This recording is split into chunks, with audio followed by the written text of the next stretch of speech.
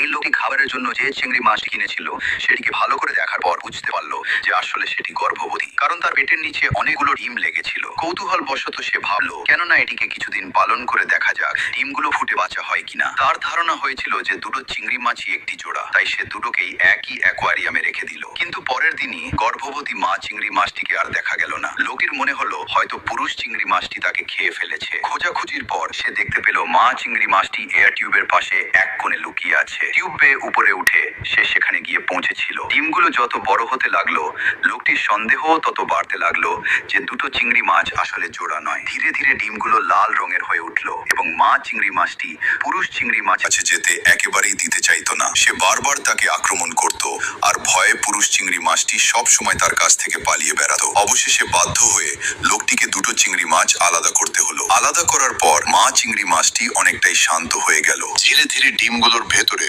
ছোট ছোট চোখ দেখা যেতে লাগলো আর ছোট চিংড়ি মাছগুলোর আকারও স্পষ্ট হয়ে উঠলো। কয়েকদিন পর লোকটি লক্ষ্য করলো চিংড়ি মাছের বাচ্চাগুলো ডিম থেকে বের হয়ে এসেছে, কিন্তু তারা তাদের মাকে ছেড়ে যেতে চাইছিল না।